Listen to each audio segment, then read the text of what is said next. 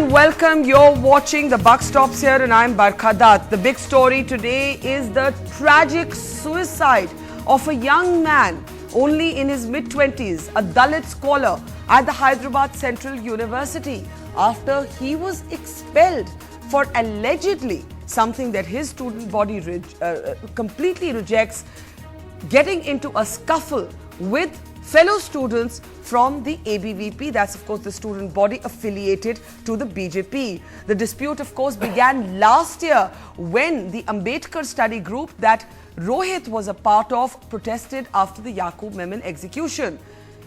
Over the course of many months, an argument erupted between the ABVP and the student body that Rohith was with.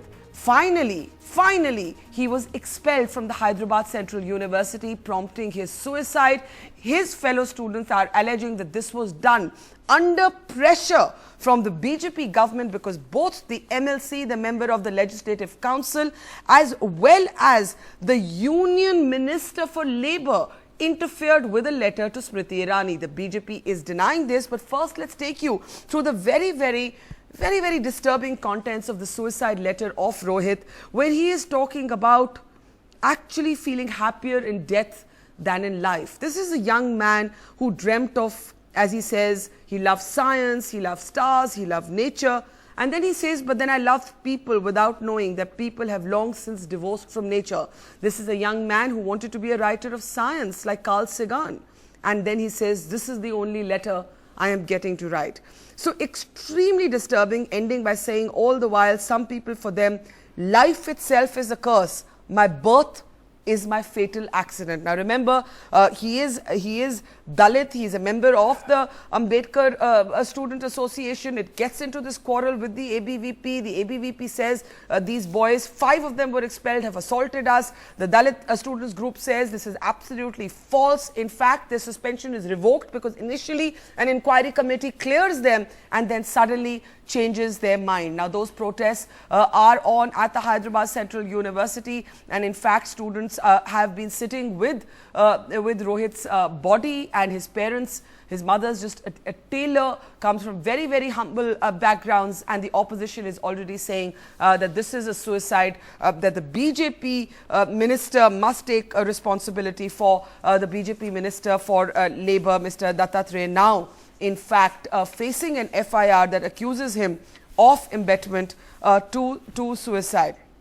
All right, what do we make of this horrible incident, and where does the BJP stand in this? Should the union minister have been writing a letter to the HRD minister Smriti Irani? She has said that a fact-finding team is investigating what happened. Let's introduce our panel today. Joining me from the BJP is Nalin Kohli, spokesperson of the party. Also joining me from Hyderabad today is Krishna Sagar Rao. He's on the ground and has a sense of how this debate is playing out there. With me in the studio is Chandrabhan Prasad, a well-known Dalit scholar, also with the Dalit Indian Chambers of Commerce and Industry. And joining me from the Ambedkar Student Association is Dickles Leonard, a friend of Rohith, and we will also be getting a perspective from the Vice Chancellor of the Hyderabad Central University. Dickles, can you first tell us exactly what the situation is right now? This is horrible what has happened. Are students of your body still protesting? Yeah, Barkha, thanks for the time, and we would like to say that this is not a suicide, but it is an institutionally ordered social boycott and a murder. And this is not a one-day protest which has been started by the Ambedkar Students Association alone, but there were 12 students organizations which joined a joint action committee which was formed for social justice against this social boycott and the expulsion of these 5 Dalit students, against a Vice Chancellor, against a Honorable Member of the Parliament, BJP Member of the Parliament, Dattatreya, Smriti Irani, Honorable MP of HRD, and also some other officials. This movement has been happening for the last 12 days, of which the last effort was the hunger strike. And on the first day of the hunger strike, our dear friend and the brother committed suicide, which we see as an institutionally ordered murder. Dickles, And this is not the first time. Dickles, let me interrupt you there. I know you're very upset. It is a very disturbing story. But when you say institutionally ordered murder, can you say that, do you say that with responsibility? Because you have Rohith's suicide note. And Rohith's suicide note, in fact, if I can just find it here, actually opens by saying that he does not, I know some of you cared for me, I have no complaints, it is always with myself I had a problem, I feel a growing gap between my soul and my body. Now, some would say that this is somebody who's disturbed. Now, obviously he was heartbroken that he was expelled, but is it fair for you to call it murder? Barka, you should also think that this student was protesting against the university, or rather was expelled and was out on the open for the last 12 days, or rather for 2 weeks. And the cases that he got, the kind of the image that was created through this unjust expulsion was too much actually. And moreover, why we call it a very planned institutional murder is University of Hyderabad is not new to Dalit suicides. In 2002, there were 10 Dalit students who were rusticated without any investigation. In 2007, the first Dalit scholar who committed suicide was Sendil, and thereafter in 2013, 2 Dalit boys. One was Madari Venkatesh, another one was Pulaila Raju, committed suicide. This is a continuous, this name, our dear friend's name, who's very articulate, very bright, is just one more to this number from the University of Hyderabad. Not alone that, University of Hyderabad is, you said about Ambedkar study group, University of Hyderabad has a 20-year history of Ambedkarite movement. In 1992, the Ambedkar Students Association was formed from the grassroots level, from which there were politicians, administrators, and even students' union leaders have been formed in the recent past. So there's a longer history, and where there is assertion, stronger assertion, the violence is much more harder. And this is how we think that this case has been completely fabricated as well as institutionally executed. Okay, and, I want to just bring in reactions, Dickles, to everything you're saying, because you're using very strong words. PL Punya is also with us from the Congress party. Nalin, Nalin, your first thoughts. The fact of the matter is, Nalin, I have a few comments to make. Yes, go ahead. First, I think let's start from the very top. Any suicide, any death of anyone in not a natural manner is unfortunate. My condolences for the family. There can be no justification for that. That's on a very human level, and it deserves to always be so. The second part is, there's a colleague and friend of the young gentleman who has taken his life speaking. I'm not going to accept any of those words on the face of it. I'm just simply going to say he's entitled to be emotionally fraught, and he's entitled to have strong views at the moment. To call it murder and all, these are very strong words, but I don't think they stand any scrutiny in terms of facts or even law. However, it's an expression of a disquiet, and it's an expression of anguish, and we should respect that. The third part is, the facts are going to now reach some kind of conclusion, even though the start of it is unfortunate. There is a fact-finding committee, there is a case registered, the facts have to come out. But Nalin, to arrive, let me just finish. Just let me add 3-4 preliminary points. So these facts are going to come out. If there is a guilt of anyone, that's going to be held, it can't escape. But at the same time, to collude guilt, to arrive at a conclusion on ABC, including Mr. Dattatreya, is not only very preliminary, but I think it also doesn't stand. I'm coming to that specifically. Should he have written? I'm coming specifically to that. What business does a union minister? Let me just frame my question. Let me answer that in what business. Let me frame my question. Let me frame my question. Sure. What business does any union minister of any party, this time it happens to be your party, I would ask the same to whoever was in power, have to write to the Human Resources Development Minister about an ongoing dispute between 2 student bodies, where initially the student body is actually cleared, the suspension, they're given a clean sheet, the suspension is revoked, and then suddenly after this letter from Mr. Dattatreya in August of last year to the HRD minister, the university changes its mind. Do you not find that suspicious? Do you blame the students for finding that suspicious? No, well, I mean, I don't blame anybody for finding anything, because as I said, everyone's entitled to their view. The correctness of that view, only the facts eventually would conclude. But having a view is not a crime, even if it's wrong. Now let's go one by one. You Yes. say very firmly, what business is the word you use, does a minister? I'll go every step further. Yeah. Then what business does anybody have to write a letter? A people's representative, if they go and visit a place, you say, why did they go there? If they don't visit, they say he doesn't represent. So people who are representatives of people, whether it's a corporator right up to a minister, they do meet people, their Okay. constituents. They are asked to send recommendations. They are asked to do it, and this is routine. In that letter, you must see the last line also and quote that last line. Then you will find it's not against an individual. Yes, an incident happened. That incident is there. Now, there are two versions to the incident. After Rohith's unfortunate death, there is going to be a viewpoint that will say, no, maybe this is the only correct viewpoint, but those viewpoints will come out. So come back to it. What was the last line of Mr. Bandaru Dattatreya's letter? Read it out and tell me if there's anything incorrect in that. He has not said take action against ABC. He said that I'm bringing it to your notice. Let me bring in Chandrabhan Prasad. Chandrabhan Prasad, what exactly does this very tragic story of Rohith say to you?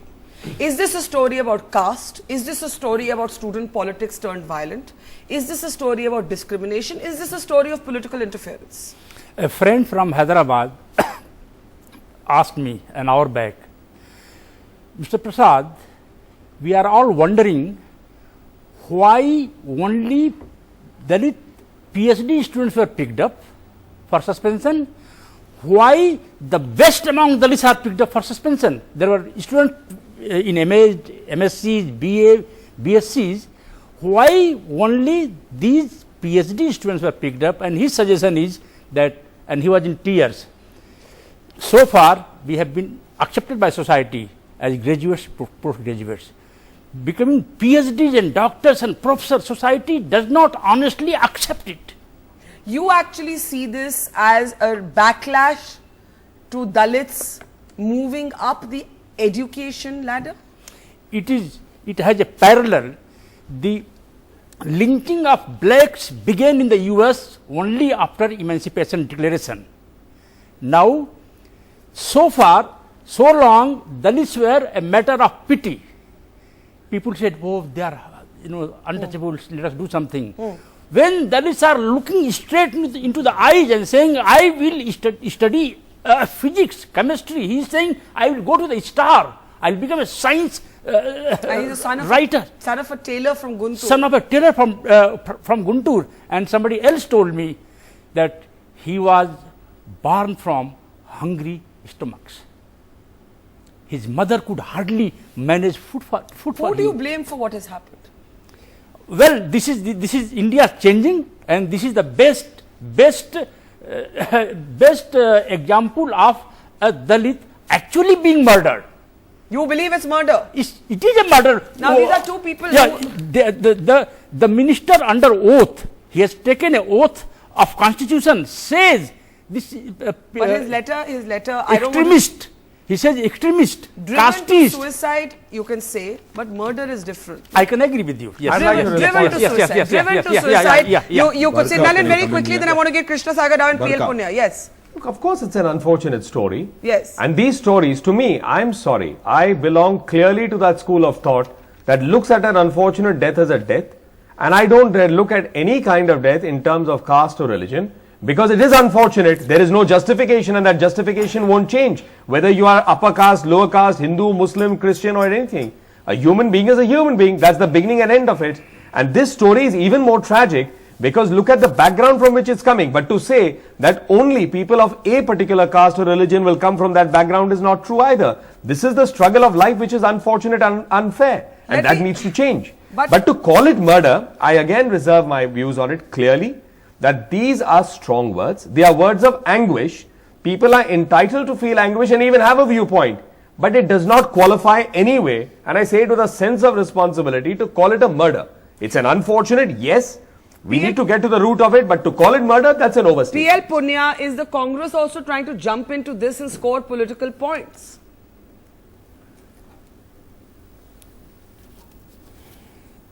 Mr. Punya, are you able to hear me? Okay, let's move on to Krishna Sagar. Yes. Mr. Punya. Yes, I'm in Hyderabad. Yes. And I visited the university. Yes. I talked to the vice chancellor. I talked to the police officers and the people in the administration. Yes. And the total theory is based on wrong facts. They say that Sunil Kumar, Yes. he was beaten by these students. That's the ABVP Which is not fact. Leader, yes. Because the Sardar Dalit Singh, who is the Chief Security Officer of the university, Yes. he has given a statement that at 1:10 a.m., he, on receiving a call, he went at the hostel. Mr. Sunil Kumar was standing there. Yes, your and point- some students of... Your point, Mr. Punya, your point, Mr. Punya, Yes, he is... was not beaten. He was not beaten. So it is wrong facts. And the complaint Yes. is given by somebody who is not a victim, who is not a witness. Even then, action was taken. Action was taken wrongly. And that is why the Vice Chancellor reviewed that decision and revoked that suspension order. But after, as you rightly mentioned, Mr. Dattatreya, the Union Minister, he wrote a letter and there was a complete U-turn. There was another committee. The committee gave a finding and finding said that no, they are responsible. But check the facts. Check the facts. So the total, there was a interference from the Ministry of HRD through Let me get the Krishna good Sagar Rao offices quickly. of Let me get Mr. Krishna Sagar Rao Dattatreya. quickly into this. Krishna Sagar Rao, it's of course it's been a long history of clashes between the ABVP and the Ambedkar Study Association. It also started over a film on Muzaffarnagar riots. That was disrupted. Then there were differences over the protests against the Yaqub Memon execution. Words were changed, words were exchanged. But the point is, the perception quite clearly is, these boys were given a clean chit. Their suspension was revoked, and the U-turn happened after the letter by the Union Minister Dattatreya to I the must come HRD in, there's an Minister. incorrect fact there. Barka, Yes. Barka, Yes. let me first extend my heartfelt condolences on behalf of the party for this unfortunate incident, Yes. which shouldn't have happened. Yes. But having said that, let me go straight into the conclusions which we jump habitually when an incident happens before even it's investigated. Now, the suicide note in any suicide is considered, if not suspect, is considered as the only evidence to prove the cause of death. And in this suicide note, nowhere does this young bright student mentions that he is hurt by suspension or he has gone through some kind of a hurt with which he is ending his life. He writes very poetic, philosophical and very outwardly beautiful letter, Yes. and states very clearly that it is my misgiving, it is Yes. my childhood, it Yes. is my my issues with which I am dying, and no one is, and he categorically states at the end that no one and no incident is connected to my death. Yes. Now, when the man himself has said something so clearly, why is it that that we are drawing so many conclusions? It should put a stop. Any investigative agency would do that if the letter is not suspect. That's number one. Let me ask his number friend two. that. Let me, Krishna, Number you two, raised number a two. valid point. Barka, just give me 20 Okay, seconds. Okay. Barka, give me 20 Okay, seconds. okay. I wish to bring your notice to the local perspective of the local elections of GHMC round the corner.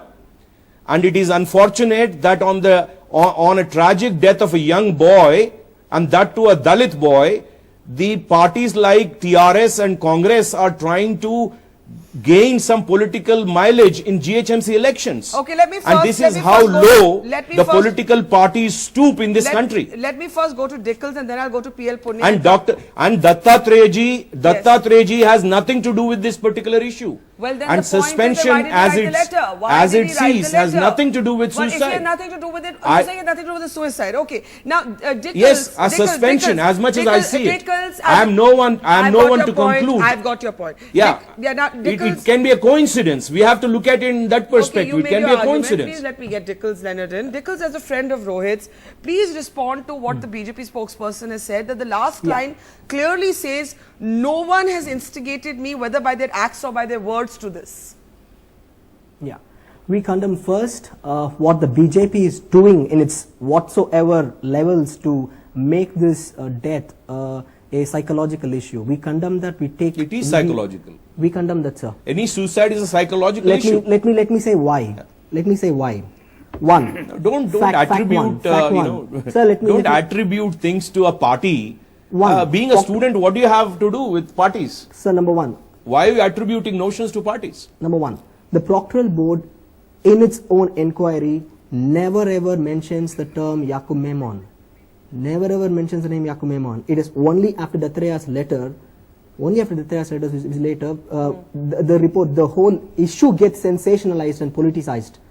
And which eventually dangerously No, ends but up how a are you dialectic. connecting the Wait, sir, suicide let me to finish, sir. suspension? Let me Because leave, the sir. letter, let me answer that. How? Mr. Krishna Sagar Rao, the perception is that Yes. letter led to his expulsion, and the expulsion like to led come to in, the Barkha also. Yeah, let me. Sir, I'm let me answering finish. Just his one more point. fact I want to I add. am It is a answering Just representation. Sagar Rao is raising. One more fact I want to add. Yes. No, I am Barkha. What I am questioning is, how is the suicide letter anyway connecting his suicide to suspension? First, tell me that. Forget about Dattatreya ji. Answer that. Forget about Let me Dattatreya ji. Excuse me, ma'am. Let me answer But- that. but- Daniel, is it not true that the connection is that after the suspension there was a complete boycott on campus, and that broke his heart? That is what his friends are saying. No. Barkha, Now, let please me let answer us this speak. before Krishna, Daniel does. Krishna, you must let other Barkha, people one second. Yes. Barkha, You must just let one other people second. speak.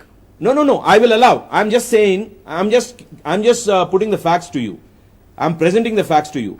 It is a mild rustigation. He had access to mess, he had access to classrooms, he had access to library, his scholarships were on, everything was on except the residency on the campus. Now tell me how mild rustigation is that? Let Daniel Can respond somebody to end that. in call that? a social let boycott a Dickles mild respond to that. rustication? Let Dickles respond to that. Please, sir. Krishna, now, please. I mean, Dickles. if the BJP thinks a social boycott is mild rustication, it's Social fine. boycott. I would like to add on something to the truth that is there is this suicide letter which is just taken as a means to reduce his death as psychological death. I would say on 18th December 2015, my friend Rohith writes a letter to the Vice Chancellor informing why is he involving in Yes. this issue using In fact, the we should bring up graphics of this information. letter. And he says, number one, why don't you give acid bottles to the Dalit students who join? And number two, along with it, give them a long rope so that we would commit suicide. We are subjects of euthanasia. That's what he claims, and the whole letter is just made available today to the public. And what would this mean? This is clear abetment to suicide, and we would like to file an atrocity case on all these 4 members that we have mentioned already. And the university is going on a bandh again. The students have shut down the university, and we would not. Okay, now More I than want that, your more than Chandramani. what? Where is the Chandramani Vice and Chancellor? Dalit. Okay. Barkha, where is the Vice Chancellor? The Vice Chancellor has not come yet, has not met the students. He has not come and seen the body. He is not. His mother, the Rohith's mother and brother, wanted to see the Vice Chancellor. They did not. Police force. Yes. We didn't sleep for the last 48 hours. What happened this morning? Yes. Is there a war happening at the Barkha. University of Hyderabad? Yes. What's happening there? I want Chandramani and then Nalin. See, Yes. the point being made by BJP members that he nowhere blames any situation for his suicide. He writes his last line, "Do not trouble my friends and enemies on this after I have gone." I So am how gone. are you concluding? Who are his enemies? How are you concluding the enemies? Who are his enemies? It could be you. It could be you. That's how criminals. Why are you concluding? How are you concluding? Why are you that- putting words that- in somebody's that- mouth who's no Krishna, more? let He him make says his point. he says ki not even my Well, what enemies. is- Yeah. Who his enemies could be? Yeah. Yeah, a so scholar- it's fictitious. A fine scholar who he is a gentleman even in his death. Nalin, the fact is Yes. that this is an Yes. extreme. I've heard it all. It's very disturbing. I want your last Who thoughts says on it's this. not? I want Absolutely your it's last- disturbing. I You don't, I see, mean, the Barkha. point is a social boycott can be extremely debilitating for somebody who But believes Where there is he's the doing social wrong. boycott, Barkha? Hold And on, there Barkha. is a Barkha. U-turn. There is a U-turn by the university Where is the social on the boycott? original complaint, and that Barkha. is where the minister has been accused by the students there are- of abetment to suicide because they believe it was his pressure Again, that got the please. university to do that U-turn. I am trying to, despite this being an extremely disturbing incident, and that letter is disturbing after all, that's a young person whose entire dreams and a universe that he was building around it has crumbled. So, I mean, it's not a happy discussion to be on. Yes. But again, I'm trying to be dispassionate about it, and I'm saying those who are making also impassioned views, they are entitled to because it's a moment of anguish. This is not a happy moment. So I'm not holding anything against anyone, but let's go one by one. Let's not forget there was a court case also happening. A court case filed by that gentleman, Mr. Sushil's mother, which constantly kept asking what is the action taken. That is also an aspect of the fact which was being charged onto the university. No order. Let me finish. There was no order. Sir, as I am in There the was court. no order from the court. I have not disturbed anyone. I am only putting out this, that I go to the court every day, and those who are saying they are not, perhaps should visit the courts a few times and see, when you are asked to get instructions or you are asked to file an action taken report, those are taken very seriously. Not everything happens with a court order. If the matter So was anyway, in court, why I'm was the answering. minister writing letters? Let the court decide then. No, Barka, hold on.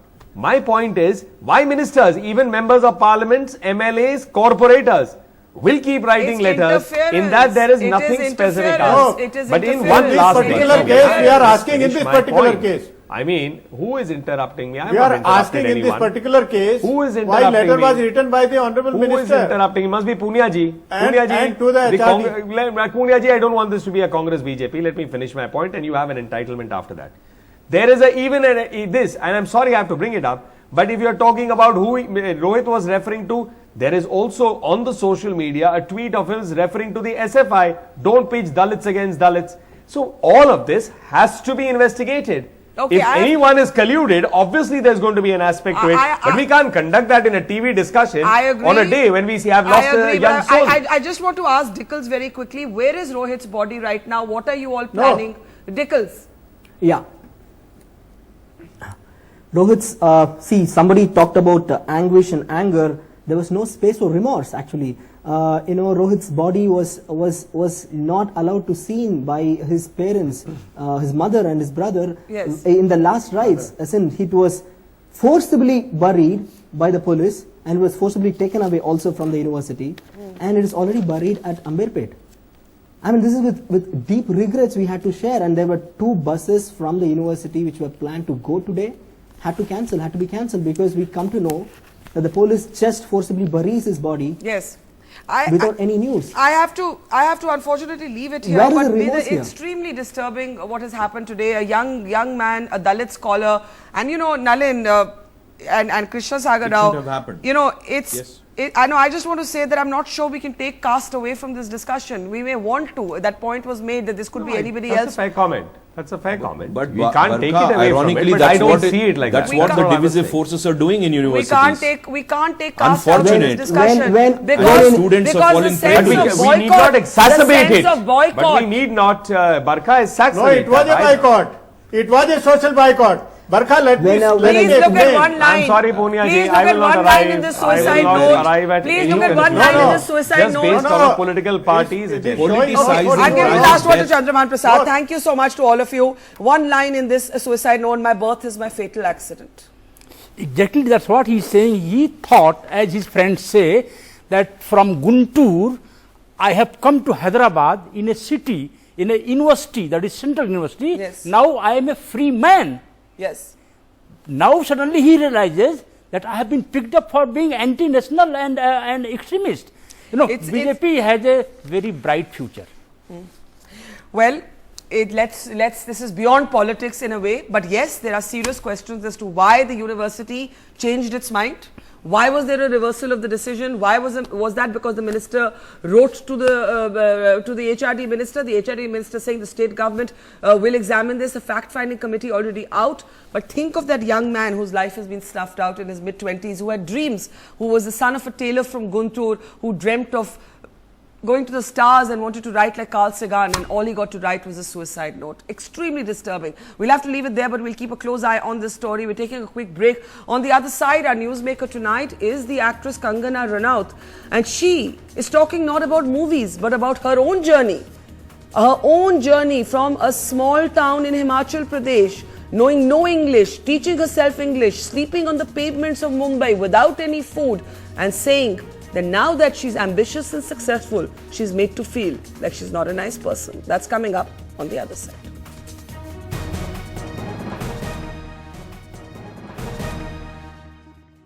My guest today is somebody whom I believe has rewritten a lot of the old rules in the film industry.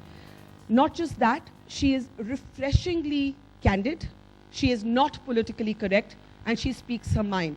And over and above all that, her film Queen, according to me, is absolutely inspirational for young women who are looking to break free from old shackles. So thank you so much, Kangana Ranaut. Let's welcome Kangana to this evening. Hi, good evening, everyone. Thank you, both. And congratulations. Thank you. I want you to talk a little bit about your own journey from being a small town girl in Himachal Pradesh to getting to this point, from growing up in a family where you have quite openly admitted that your family was more favorably disposed towards your brother, and in some ways openly discriminated against you, to the point that one day you decided you were going to run away from home. Yeah. I think this kind of discrimination exists even today, and I won't say there was anything unusual about my childhood, but I appreciate the fact that today we talk so much about women empowerment, and I don't know how much of difference it's making, but I think somewhere children who are growing up and women who are going to be now Gen Next and their schools and their teens, they at least do understand there's something wrong in being discriminated, as opposed to us, who growing up didn't see it as something which was wrong. Like, I thought it's a matter of fact that being a girl child is a liability on our parent, and you felt like a liability? Yes, and because there was no other perspective that we had growing up. I felt that it's fair for my parents to feel that taking care of a girl child, like, because these conversations were everyday's thing, that you raise a child and you invest so much in her education, and then she goes about to basically take care of someone else's house, and there's so much dowry that you have to. So it's basically not a very good scenario for them, and as opposed to a son who just brings another person to work at their houses, or and brings a lot of money along with other gifts for the families. This is how actually middle class families feel, who struggle to make the ends meet. For them, those gifts the girl is a liability. Yeah. Did you feel like a liability growing up? No, I felt, well, for me, like, I felt what they feel is there's nothing wrong in what they feel, but I didn't feel that I am any less than my brother, or, and I'm just someone who they have to take care of. I felt quite independent, but that's very rare. What made you finally take the decision to almost run away from home, come here to this city where you had no sugar daddy, you knew nobody? Yeah. People made fun of your accent. They mocked you for not speaking English properly. You then took lessons. You were entirely self-made. But you virtually ran away. You had an argument with your father and you walked out. I think the same frustration that I didn't see myself as someone who's any less than my brother or anyone else, and that's something that drives you to just find yourself and your worth. I didn't have any clarity that I want to be an actress, or I want to change the world, or do this, but that frustration that I can't be what they think I am, I can't be such a useless person who's just good for nothing and just supposed to follow a script or a sort of very stereotypical map where, I do post-graduation, then they'll find a guy for me, and then I go about, making babies. So I did have a lot of doubts about that system, but I had, so many doubts about my own choices in life. How difficult was it for you when you came here? Very difficult. I mean, it's quite harsh, and I don't have to go into the details of it, but...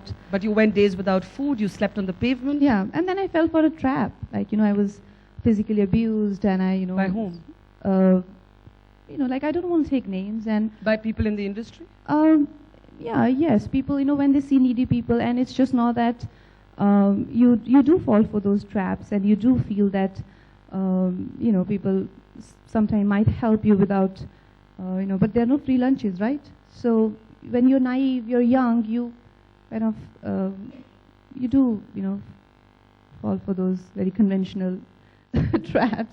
Yeah, it's very, I don't think there's anything unusual about my struggle. It just, it's very typical, sort of struggle where you meet bad people and then you meet good people, and then you finally have a breakthrough. But you know, Yeah. you hear these things about women, you hear this casting couch cliche, you speaking about physical abuse. Mhm. Is it really difficult for a woman to break into this industry if you do not come from a filmy family, especially a woman? Is it really difficult? Well, I won't say it's very difficult, but there is a very narrow sort of opening.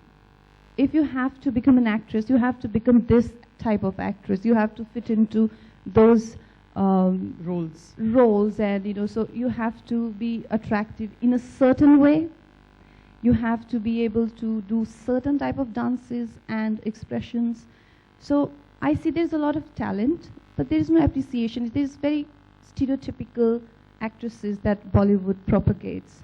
And if you're not that, then it becomes very hard for you to, discover yourself. Where I feel there are as many people, as many stories, as many women, and we need to encourage women, our women, for being who they are, as opposed to trying to box them and fit them.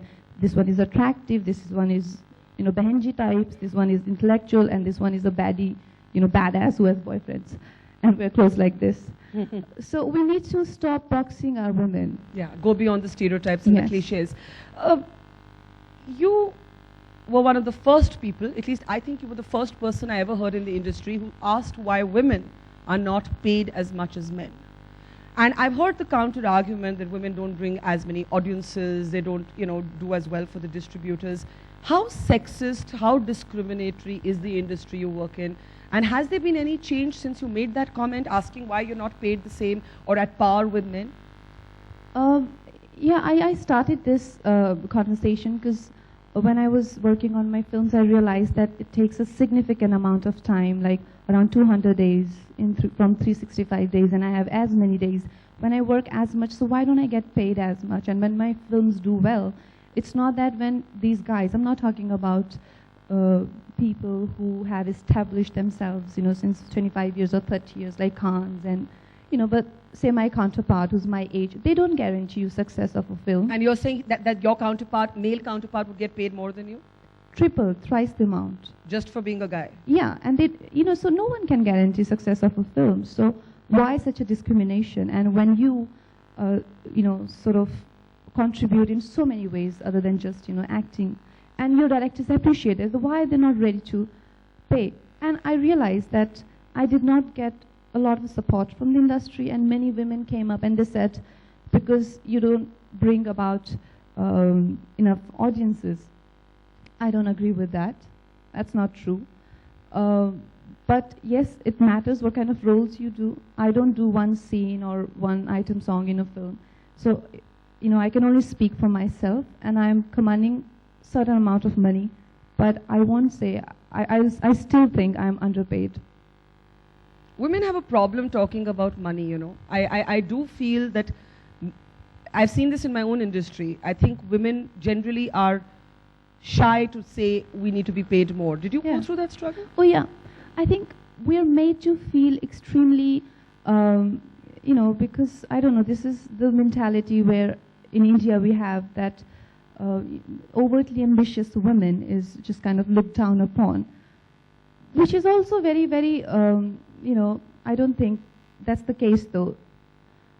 They will make you feel that way, that if you're being overtly ambitious, you are definitely not, no one's going to admire you and you're not a nice person. Yeah. But then, in my experience, more successful I get, I see a lot more proposals from men. Why is that then? Isn't it? Like, I've been around for like some 10 years, and more successful I get, more crazy they get. Why is that? The ultimate and male these are paradox. the same guys, who will tell me that, the date shani kisi ko achhi nahi lagti. And these are the same guys now, head over heels. So why is that? I want to know that. Yeah, that is the male paradox, right? It's attractive, but it's also unnerving to the male ego, maybe. Let me ask you this. What about women and age? And the reason I ask you this is we're in an industry where the Khans are all 50, right? But they all get to star against women who are half their age. And women don't last that long. There's no Meryl Streep equivalent here. Yeah. Is that frustrating? Do you work in this industry knowing that the men are going to be forever young while the women are put on the shelf in well, most women seem to, have 5-6 years if they're lucky. How does that make you feel? Again, I think it's just the way, it's a kind of manipulation. They manipulate us to feel that way, to believe that way. But it's not true. If that was true, I mean, we remember the last glamorous, hot bod face. Everyone remembers Datto, like the woman that I played with Bhakti. Yeah. Everyone remembers Queen. Our society loves raw character. We love raw women. We don't love our mother because she's hot and sexy. We love our mother because she's our mother. So our society loves. If that wasn't the case, why would Datto be such an iconic character? Yeah. My Krish character is not iconic. The one where I played really hot ass mutant. But yet the men last longer than the women in the role of hero. Because they make us believe that. They don't want us to be, they want us to be a certain way. They make us lose our identity. It's a trap. It's a trap. We need to be aware of this trap. So when a man says that, oh, you're not 16, or you're not 15, there you have your first wrinkle. Don't hate yourself for that. You love yourself, he'll follow you.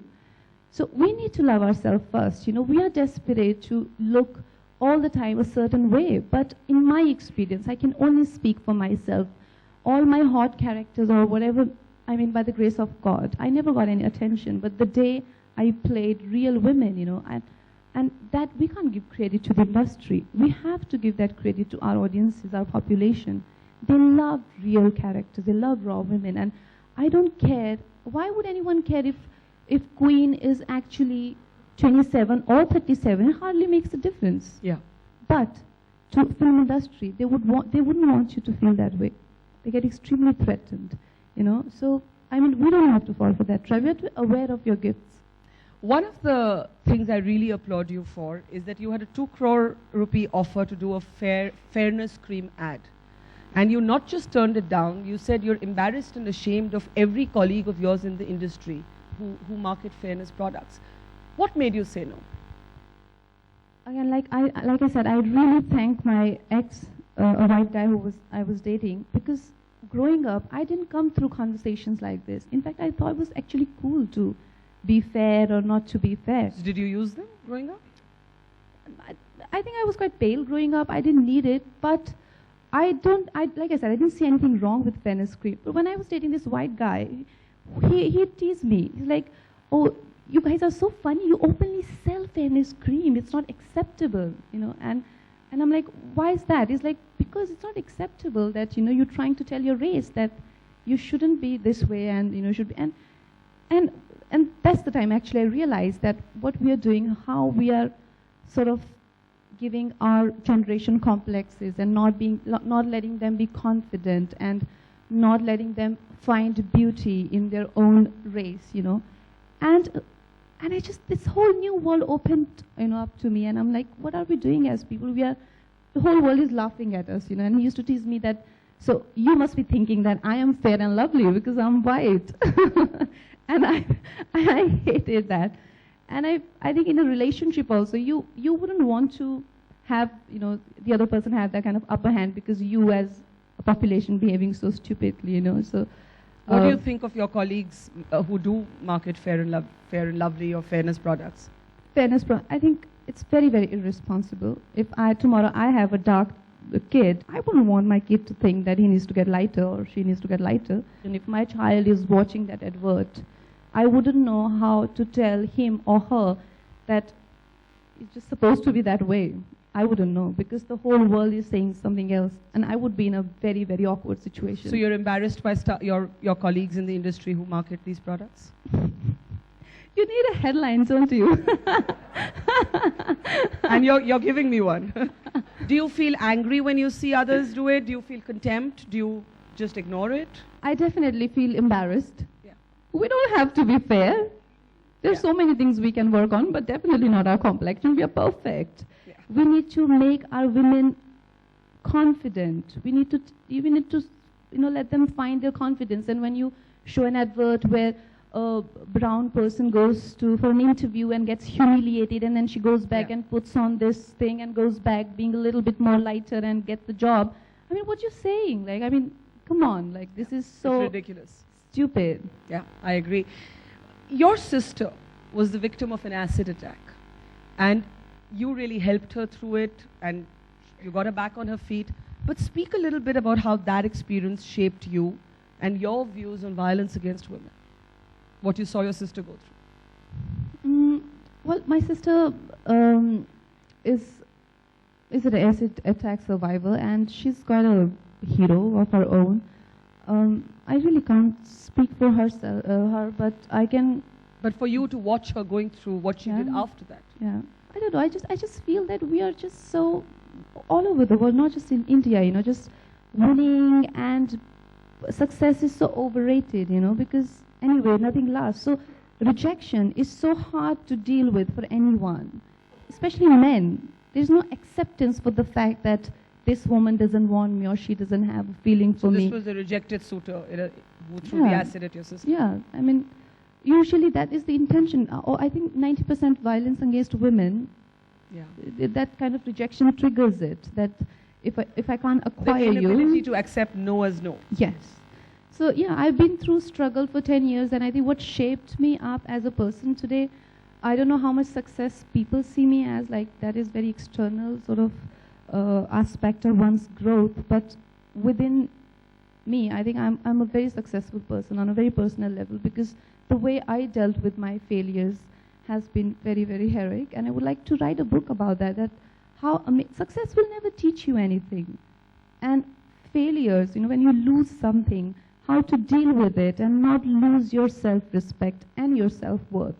If 10 years of rejection, humiliation, embarrassment. You're talking about yourself. My own self, you know, if that would have made me believe in what the whole world thought of me as, you know, like they thought of me as a loser or whatever, I didn't think of myself as that.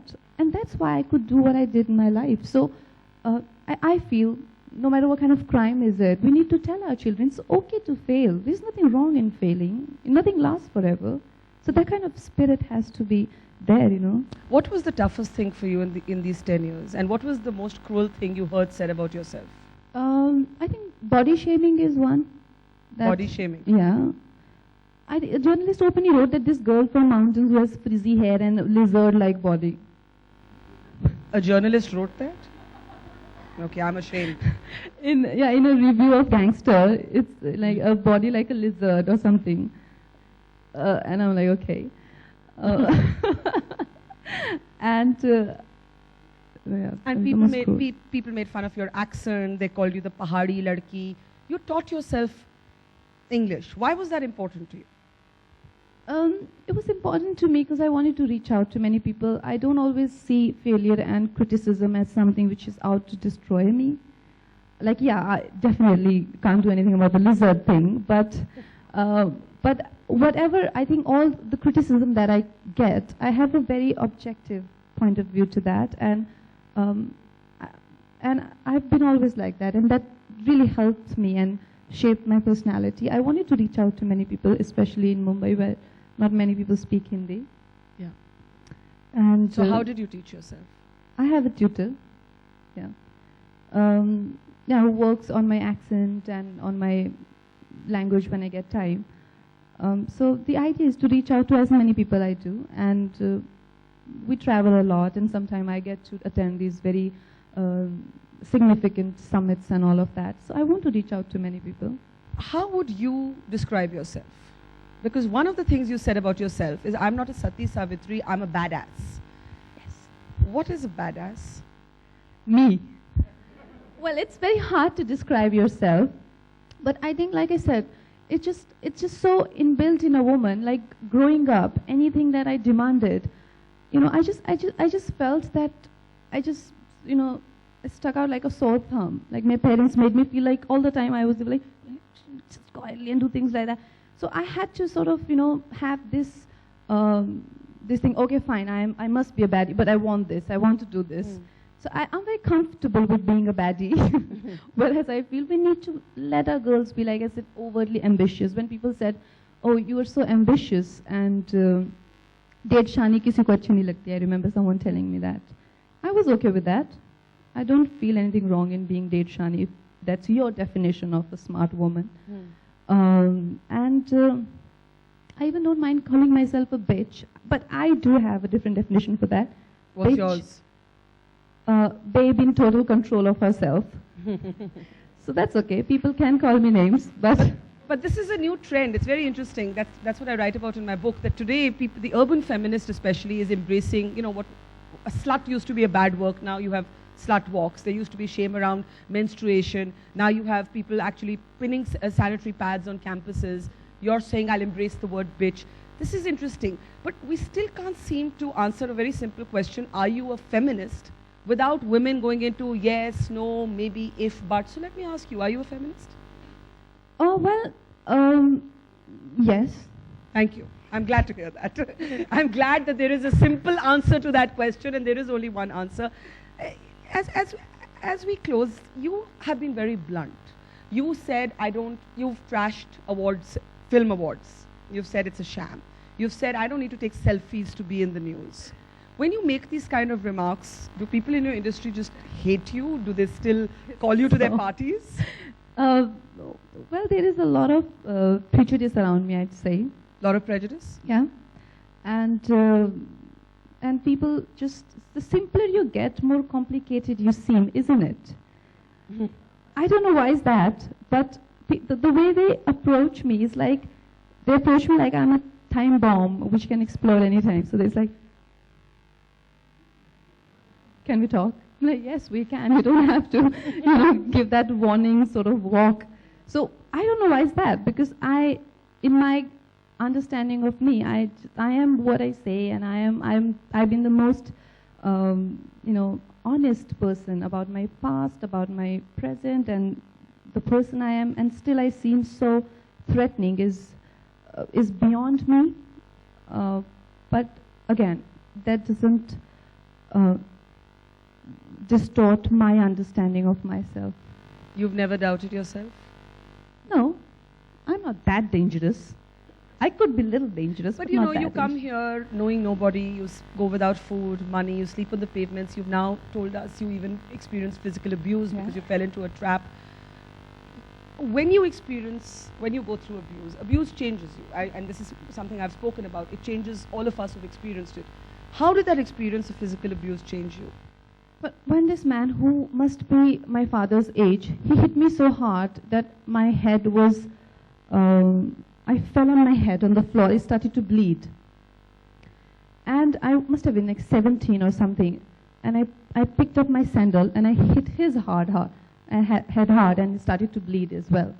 But then obviously his physical strength took over mine, and I tried to, and I struggled. And I struggled so much that I couldn't believe that I had so much strength that either I die or I kill you.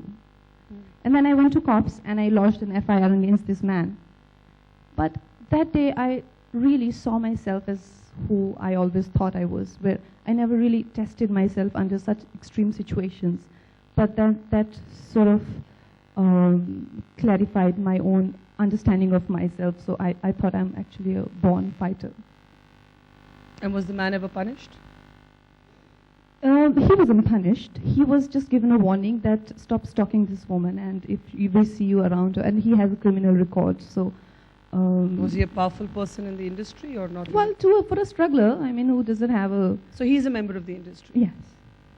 And how did that experience change you? As a woman, you recognize the fight in you, you recognize the spunk in you. Yeah. But did it change you? Did it make you cynical? Did it make you angry? It made me total badass. It made me a total badass. Like, I do not now even like anyone raising their voice on me. It made me so guarded of my own personal and intimate space that it's amazing how guarded I became, which I love. I absolutely love. And I think after going through that extreme experience at that young age, it just made me understand my own strengths and weaknesses. So as we end, your message to women who may be struggling, who may be fighting, your own journey and the message you take away from that and give them. Just a last thought. Just be yourself. See yourself the way you are, and I mean, there is no message as such. But be yourself. Yeah, and that's just- difficult yeah. enough for so many women. Yeah. Just be yourself. Yeah. Well, thank you. I think Thank your you, own Bertha. journey is remarkable and extraordinary. And let's have a big round of applause. Thank you so much. Thank you. Thank you.